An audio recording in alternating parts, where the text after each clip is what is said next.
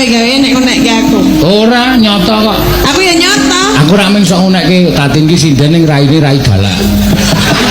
Raine kejem, sadis. Ayo ora percaya? Sadis mboten, Sederek?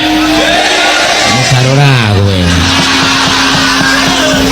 Ning ayu ora. Nek le ayu-ayu. Oh. Ora ayu, nek le ayu-ayu aku percaya.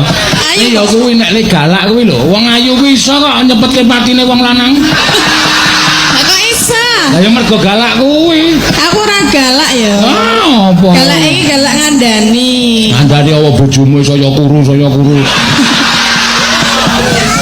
Ya mergane tak kandhani Pak, nek ngene iki salah, nek mendem iki salah, nek main salah, nek ngene salah, nek dolan karo dalange ya salah ngono kuwi lho.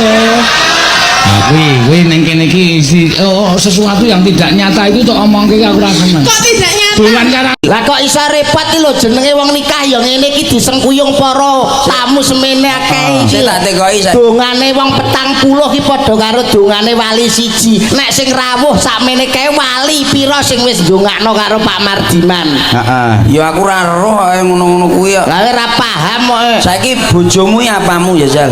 Ya bojoku. Dulur apa ora? Ora. Adik? Ora. Kakang? Ora. Terus Mbak Yu? Ora.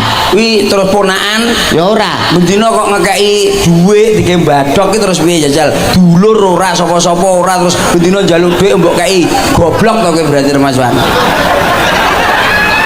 Ora lho nyapel Pak Mardiman nanggap wong gendeng barang nyapa to. Lah iya aku ki teko. Lah kuwi kewajibane wong lanang menehi kaya ning gone sing wedoke kewajiban suami, tanggung jawabmu wong lanang menehi nafkah karo bojomu, goblok. Lah nyapa apa enek ning nggon ora entuk ngono kuwi mlebu bolongan maksiat, mlebu bolongan rumah sakit lan bolongan penjara. Ateges wong kudu sing mandiri. Tetek tatak lan tangguh ngadepi apa wae. Iya Pak Do. Nek ngerti ngono kan mantene mesti mikir-mikir. Ya jelas to. Ya gena-genae kabeh iki. Mungkin obah. Lah awake dhewe ndagel ora mung ndagel tapi menehi pitutur sing apik dienggo sing elek diguwak. Yo kuwi lho. Sapa ngerti engko mantene terus ngrungokne awake dhewe ndelok awake dhewe nek ndagel disetel ning TV. Oh iya kae bener sing diomong Percil. Oh iya kae bener sing diomong Pak Dalang. Akhirnya menjadi catatan ben rumah tanggane baik. Sakinah mawaddah lan warohmah. Nah, ndang meteng. lah kok metang-meteng Ya Pak digoleki ya kuwi kok. Ya alhamdulillah niki komplit niki dalu Nggih, iki Cak Yuda. Nggih. Ngicipi gamelan Pak. Nanti batok ta Pak gamelan nang. Bintang itu nanti wong nikah ki ben bedane antarane menungso karo kewan. Lah kok iso? Nek kewan iki gak sah rapi gak apa-apa tapi nek menungso kudu rapi. Contone awit kuwi netepi sunahe Kanjeng Nabi dawuhe anikah sunati faman rohiba an sunati falai samini pucet kowe. Ora roh kowe ali batake ra mudeng kowe. Mau apa Pak sampean Pak?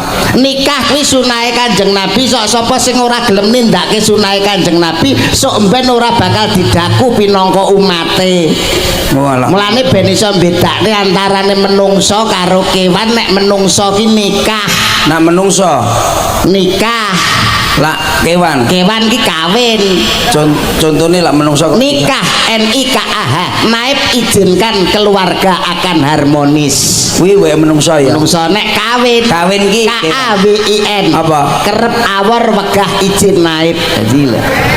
Biasane wong wedok nek omah-omahe mesti kacang. Kok iso Pak? Nonggo karo petan lho kakean cangkem. Pak Do iki ngawur iki.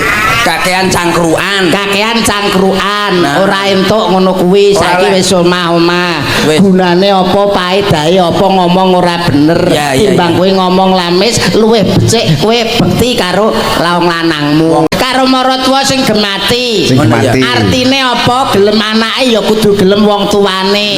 Aja mban cindhe mban siladan. Roti karo maratuwa sing gemati. Jenang Pak Do. Jenang manten wedok kudu ngajeni karo sing lanang. Arep dikaya ngapa masya ta kayane akeh sing wedok tapi di dalam rumah tangga laki-laki adalah pemimpin rumah tangga, presiden keluarga. Ngono ya Pak. Kudu iso ngajeni karo sing lanang. Iya apa Pak? Jenang. Jenang. Terus apa Pak? wajib. Wajib, Pak. Dadi wong lanang kudu wani jijik. Wani jijik. Dino ndemai telek paling. Ya ora ngono. Wong omah-omah kan mesti duwe putra, duwe oh iya. momongan. Momongan. Wong lanang ya kudu gelem nyalini popoke, ya kudu gelem umbah-umbah, saling berbagi antara suami dan istri harus chemistry sambung menyambung menjadi satu. Wajib.